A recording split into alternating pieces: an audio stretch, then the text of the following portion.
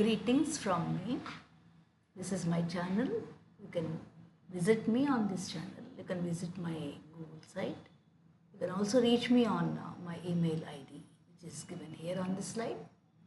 Today, let us talk about the ray optics, the ray diagrams. So, let us start with mirrors. This is a concave mirror, and this is a part of the sphere. So this is the center of curvature. This is the pole, the center of the mirror. The distance between the pole and the center is referred to as the focal length. And this is the principal axis. So this ray, which is falling on this edge, gets reflected and converges to the point F called as principal focus.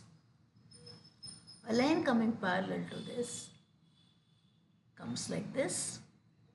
A line which is reflected from the center retraces the path. So let us see all these in the coming slides. We are dealing with ray optics, which is also called geometrical optics.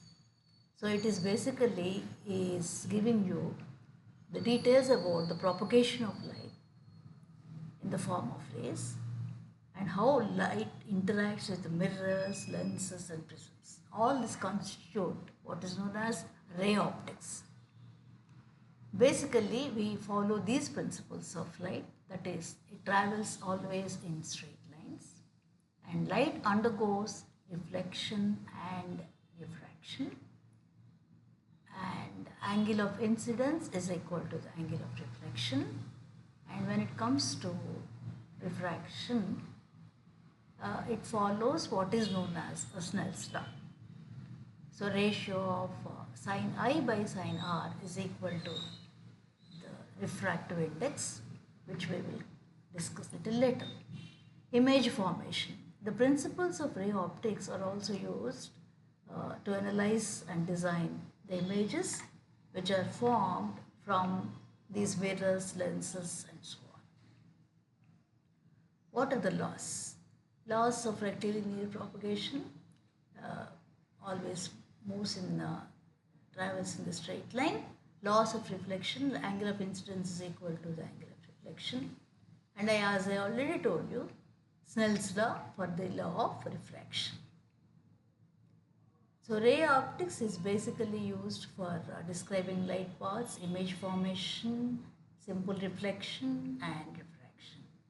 And wave optics is for explaining phenomenon like diffraction interference. So we have two types of mirrors known as concave mirrors and convex mirrors. So parallel rays reflect off the surface, forming a real inverted image if the object is beyond the focal length. And it forms a virtual erect image if the object is between the focal point and the mirror. These are the attributes of a concave mirror. When it comes to convex mirror, these parallel rays reflect outward, that means they are diverging from a point. The concave mirror, they all converge to one point.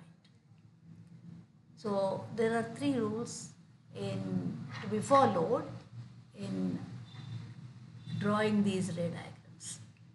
First one, a ray parallel to the axis reflects through the focal point if it is a concave mirror, and it diverges from a point in case of a convex mirror.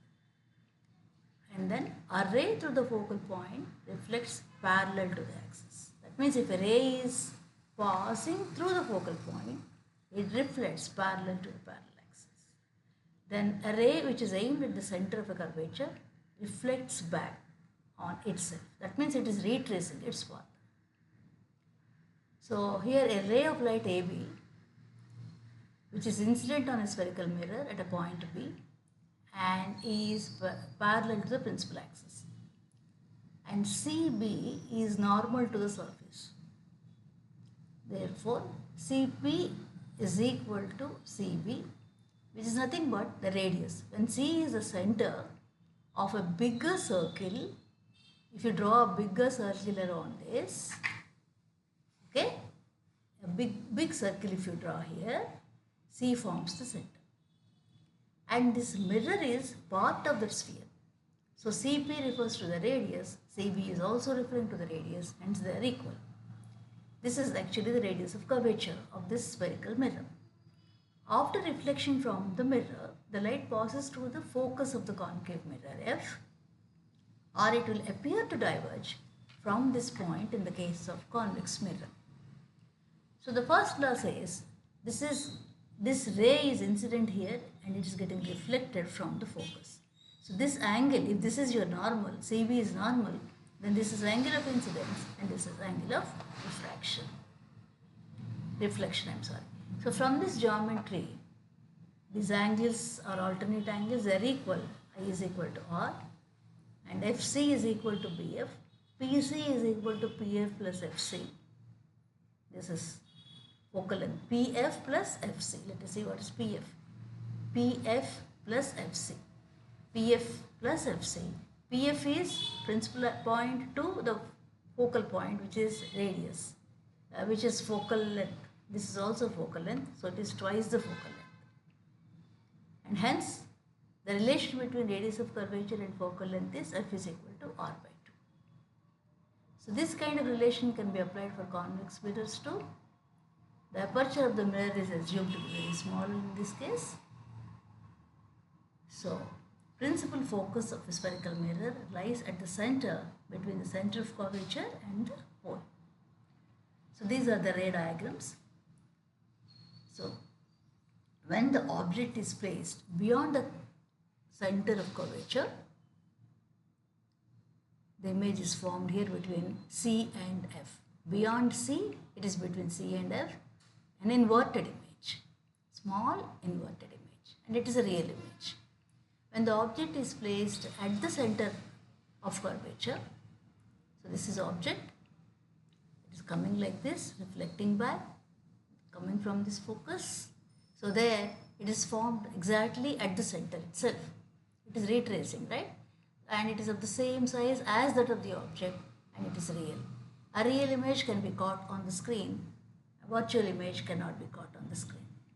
When the object is placed at principal axis, principal focus, so what's happening?